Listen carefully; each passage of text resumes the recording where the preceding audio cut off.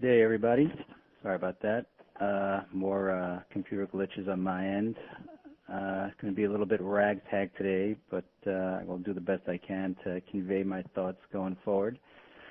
You have reached the week ahead in Forex trading, brought to you by Forex Folio with a major assist from our friends at FX Street. Before we get started, we'll do our general disclaimer.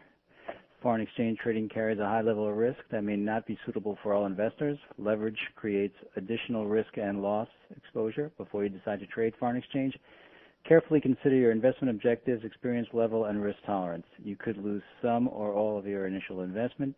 Do not invest money that you cannot afford to lose. Educate yourself on the risks associated with foreign exchange trading and seek advice from an independent financial or tax advisor. If you have any questions, any news, opinions, research, data, or other information contained within this presentation are provided as general market commentary and do not constitute investment advice. Forex Folio expressly disclaims any liability for any lost principal or profits without limitation which may arise directly or indirectly from the use of or reliance on such information.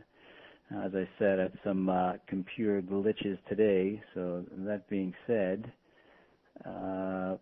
I'm going to try and go a little ad hoc here with some other data points that are not included on my PowerPoint. Again, my PowerPoint was lost to me.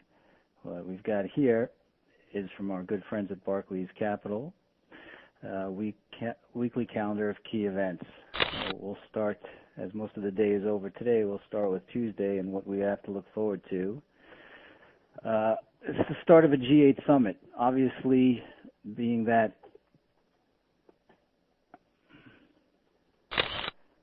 can you see that now? Okay, well, we've got a G8 summit. The G8 summit is going to be obviously very important. A lot of things going on in Europe which are leading people to lose confidence in the overall global summit, how these guys can navigate the coming minefield being Greece again, Spain, Italy, Germany, recent elections and votes all over Europe.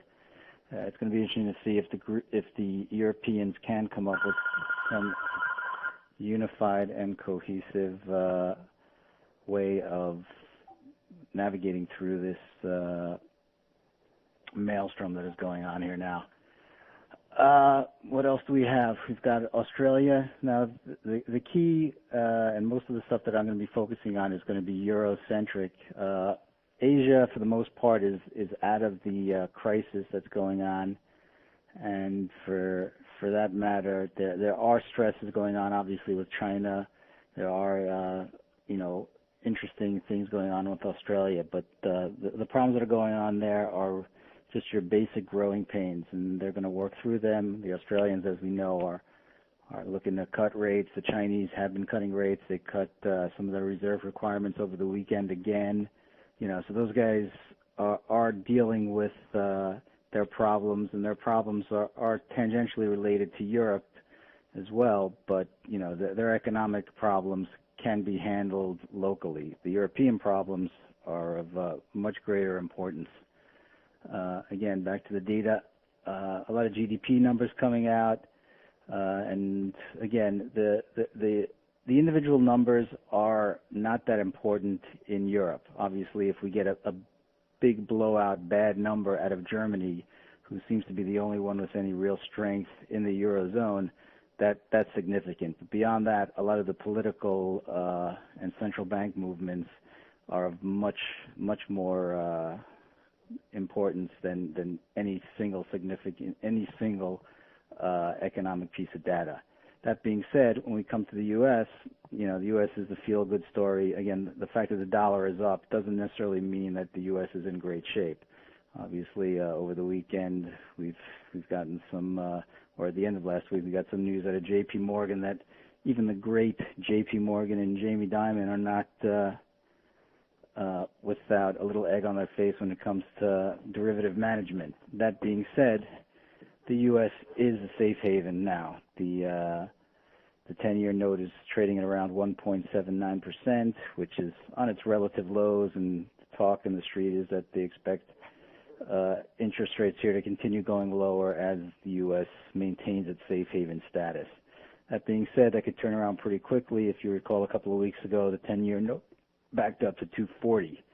So the nervous, there's nervousness on both sides, on the buying of bond sides and the getting out. So you have to stay nimble. If you are trading out there, pay close attention to your stop loss levels and try to maintain a level head and no praying or hoping.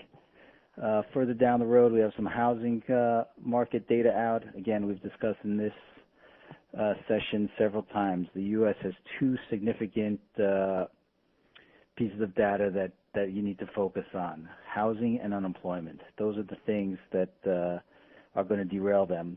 We're making very, very slow progress, but progress.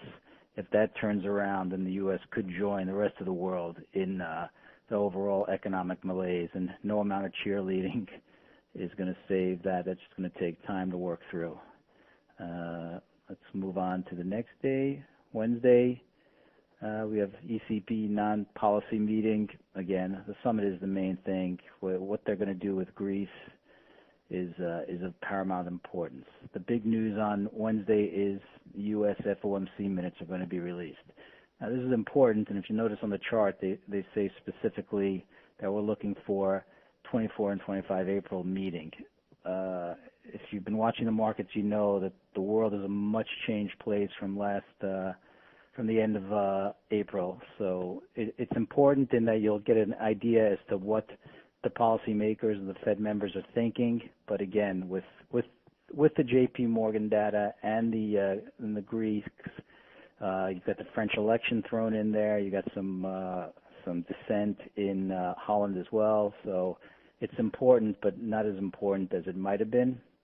And again, we've got euro trade balance coming out on Wednesday. UK average earnings, that's going to be important. As you know, the UK is caught back and forth between some inflationary pressures and a slowing economy. So keep an eye out for what the market does on the back of those pieces of data. Again, it's the overhang is still the greater Europe as far as the UK is concerned. The UK's had a little bit of a safe haven status there, while euro sterling is down. The sterling has held up slightly better. Again, we're above 160. We were above 160 for most of the time in sterling, which on a relative basis,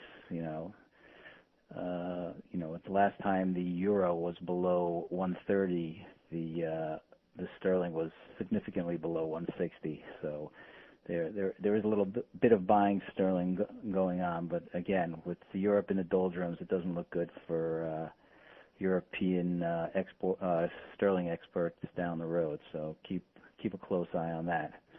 And again, we have some Asian numbers out there, but again, Asia's tethered to China, and as far as the Aussie is concerned, again, the one thing to remember about Aussie is our break of 102.10 was significant. As long as we stay below there, and with the RBA looking to cut rates on a regular basis now to stave off some of the Aussie strength, the prospects for the Aussie in the short term are not looking that good. It's a dollar trade for now. The U.S. dollar, the Canadian dollar, Mexico, Brazil, any of the North American currencies are looking good just on an economic basis, that we trade with each other, and we seem to be doing much better as a block. Thursday, get a little relief in the euro area, German and French bank holiday, and at the same time we have Greece having the last day to form a new government. I find it highly unlikely that anybody's going to draw a line in the sand there and make sure that, if that's the last day. There's a lot of jockeying going on within Greek politics. There's this upstart, I forgot his name, it's a 37-year-old who's looking to get rid of the austerity programs. He's gaining a lot of momentum there, and he's trying to take over the whole government, and he's going to reject austerity and go back to the European community at large and try to get better terms for the Greeks down the road. This is significant in that over the weekend there were some German elections where the austerity proponents, Merkel in general, have been losing ground. There have been polls out there that are showing that the Germans themselves would reject austerity. So not to belittle the fact, but the French have put in a new government. The Dutch are putting in a new government. Merkel's having a little problem in Germany, and they're looking for the anti-austerity government down the road. So keep an eye on that. That's one thing that could severely hurt the euro down the road. For now, the euro's maintaining a bit of relative strength just on the fact that the Germans are strong and the Germans seem to be in control. But if the government, Merkel's government in there now, starts losing a little bit of its luster, then the shine could come off the euro as well, and we could make that move down to the recent lows of 126 and possibly down to 120 below that. So as we're heading into the summer, which is usually, the dog days of summer, things are shaping up to be very interesting. Again, the Greeks are going to be having elections either June 7th or June 17th. So, again, a lot to be worried about. And on Friday, for a change, we have a very relatively light calendar, German PPI.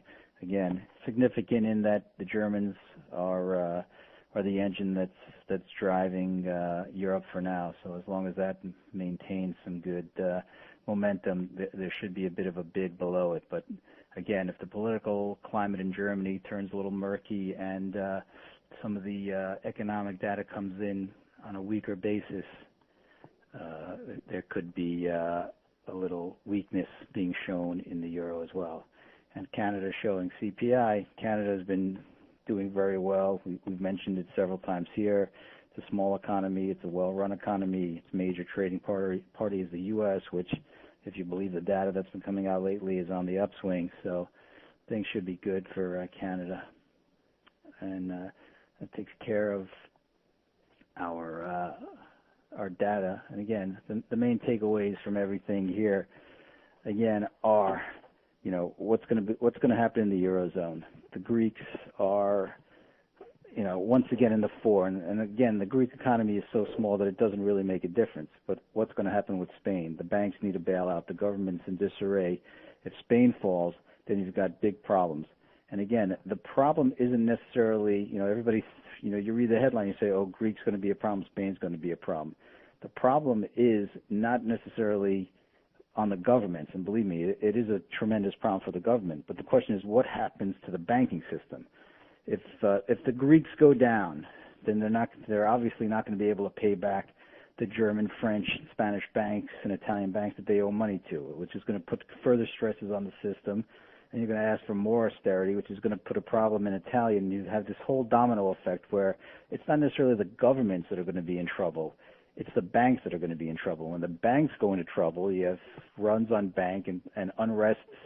And, I don't want to sound like an alarmist saying revolution, but, people seem to get upset when they save their whole lives and they put the money in the bank, and then the banks say, we don't have it to give back to you.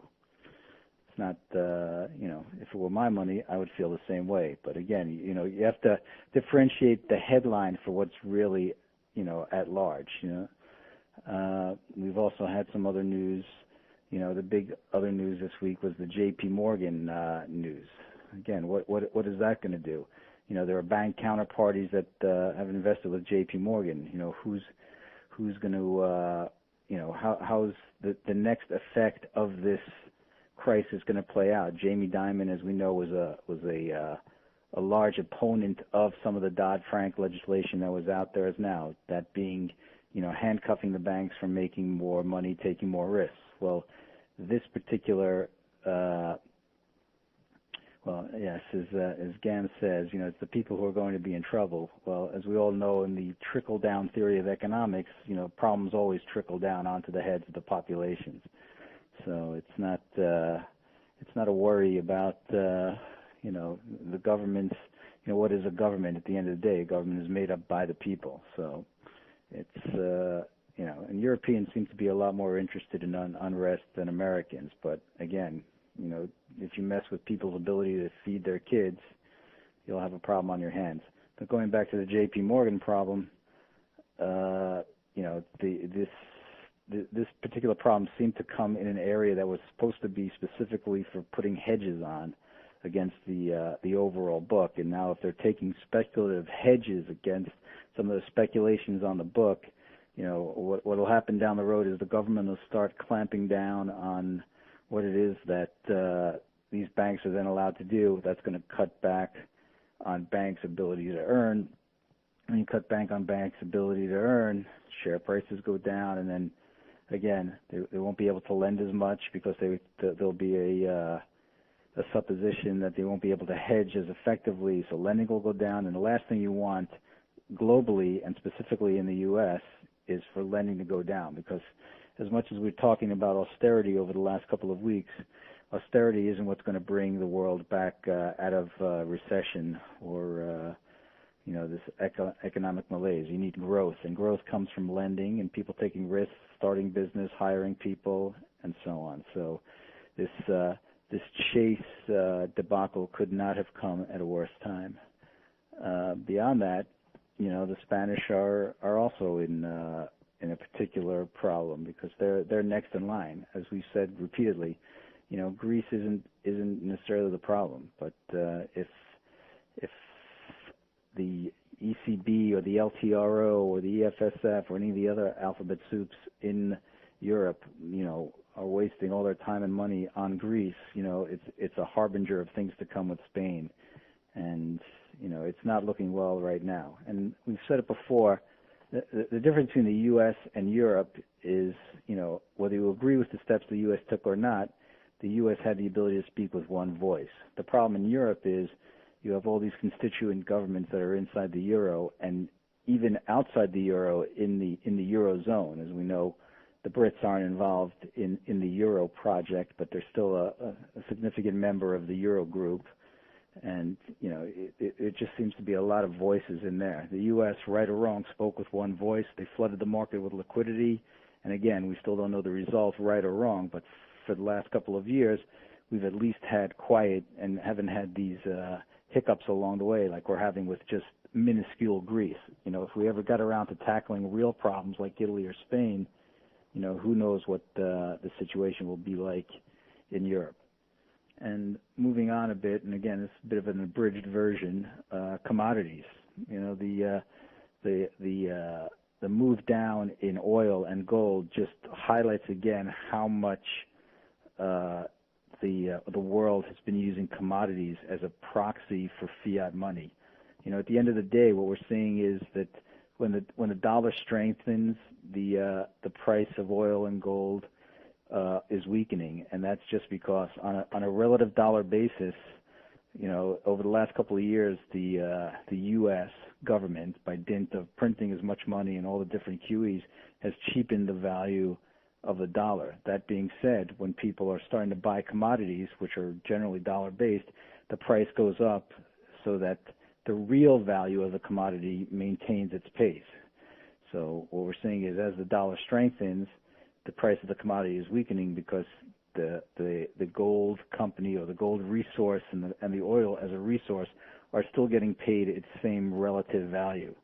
So it's an interesting study in economics there as well. And if we were to see gold, if we were to see the dollar go down to 125, and you would imagine that gold and oil would go down with it. Now the interesting thing about gold is really a tale of two different commodities. On the one hand, gold has been used in the last couple of years as a bit of a financial asset as well. It's lost a little bit of its safe haven in that with the lack of bonds out there, people have been trading it, again, as a quasi-financial asset. So in this move lower, as we sit here on top of 1550, which was support from last year's year-end, we seem to be washing out some of the speculative or the financial asset money. And again, as prices go down in global stock markets and hedge funds start losing liquidity, and the different prime brokers that are putting money out to the different banks get a little nervous about the financing all these leverage bets, that the price of gold and the price of oil are going to come off. But then you have to be cognizant of where does the safe haven buying come in. So we can make the case that between 1500 and 1700, there's been a lot of speculative buying, but we also know that there are legitimate crises out there in terms of banking and governments, and at some point, gold is going to return to its traditional safe haven. I've been looking at about 1380 as a support level where you would look to get in. Some of the other noise that's going around here, I believe, is just that noise, but I wouldn't get ahead of myself. I think gold does have a part of some of our portfolios going down the road. Again, with the issuance that the U.S. has made in the government bond market, and what's going to happen in Europe, where they're going to have to issue a lot of money to start adding liquidity to their markets.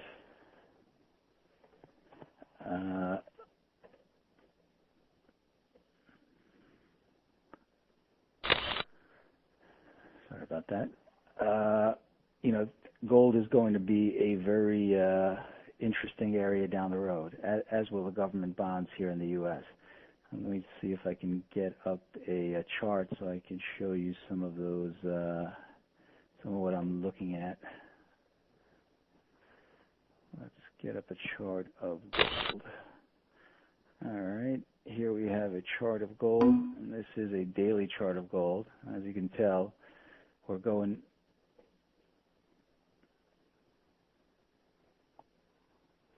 One sec. As you can tell, we're back here around our relative support at 1550. Keep an eye on that. If we get that break through that, we're going to have some very interesting moves going down below.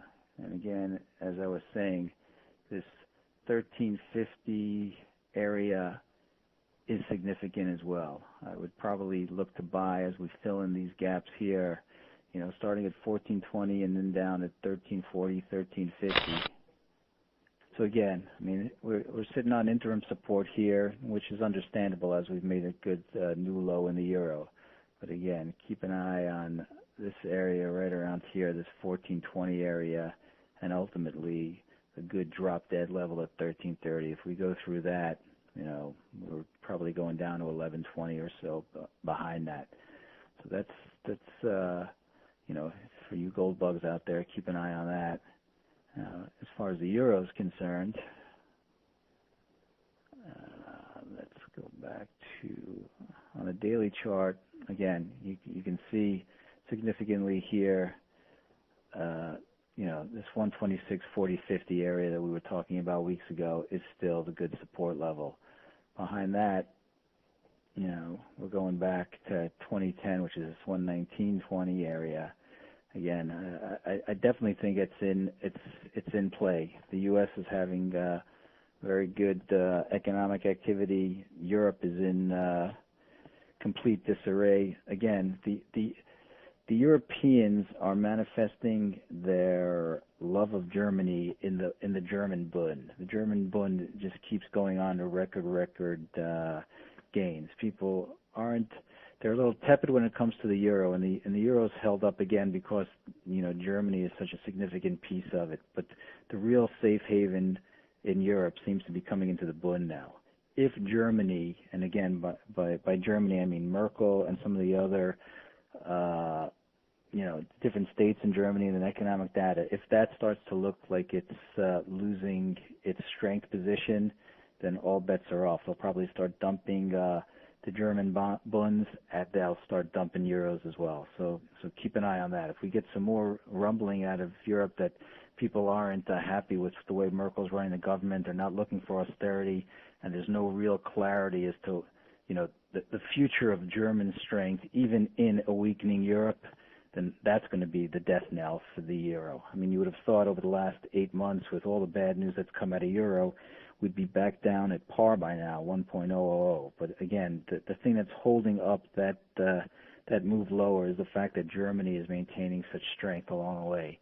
So by all means, try to keep your finger on that pulse as well, because again, Greece, it's a problem. Italy's a problem. Spain's a problem. But when that problem starts seeping into Germany, then the euro in Europe has a significant problem. All right. Well, that being said, let's take a quick look at dollar yen as well. Dollar yen is Again, also sitting on some significant support here at 79.80. Interesting area would probably be around 79.40.50, which is the area where we took off higher, right? The 79.60, 40, 50, 60 areas where we made our move higher.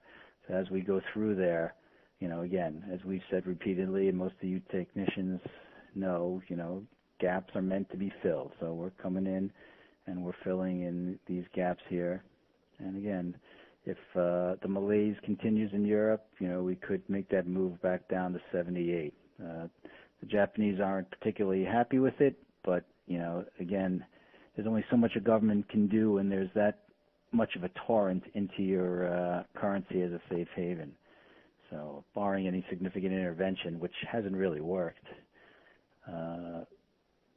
keep an eye on dollar yen. What do we got? DT's looking for some talk on sterling. On a relative basis, you got to like sterling. I mean,